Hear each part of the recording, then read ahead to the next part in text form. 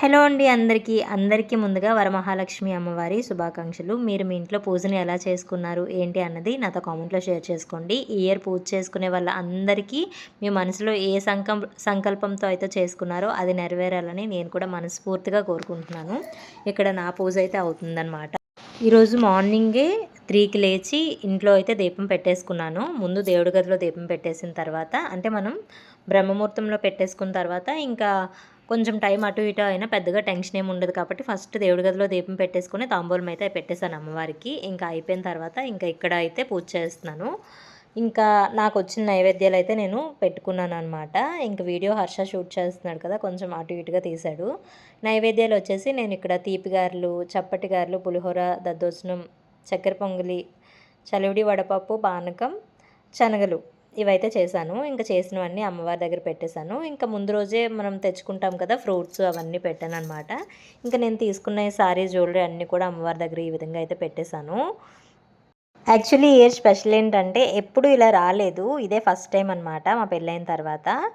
ఈసారి వరలక్ష్మి వ్రతంకి మా పెళ్లి రోజు అలాగే వరమహాలక్ష్మి అమ్మవారి పండుగ రెండు కలిపి ఒకే డేట్న వచ్చాయన్నమాట. అంటే 21న మా పెళ్లి రోజు. అసలు నేను ఒక్క స్టోరీ కూడా పెట్టడానికి అవ్వలేదు, అట్లీస్ట్ స్టేటస్ కూడా పెట్టుకోలేదు.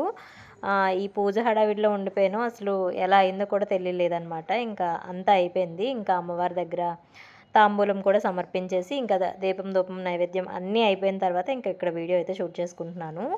చాలా బాగా అనిపించింది నాకు.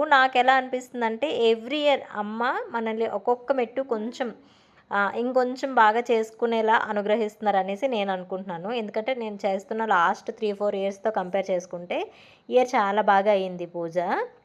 ఇంకా ఇక్కడ నేను 108 అష్టోత్తరాలు ఉంటాయి కదా, లక్ష్మీదేవి అష్టోత్తరాలు అవైతే చదువుతున్నాను. ఇక్కడ చూసారా, ఇక్కడ చిన్న అరటి చెట్లు పెట్టాను. మొన్న మార్కెట్లోకి వెళ్తే అక్కడ అమ్ముతున్నారు, బాగా అనిపించాయి. కొంచెం తీసుకొని డెకరేషన్కి మనకి బాగా ఉంటాయి కదా అనేసి ఇంకా అరటి చెట్లు అయితే పెట్టాను. ఇక్కడ పసుపు కొమ్ములతో చేస్తున్నాను.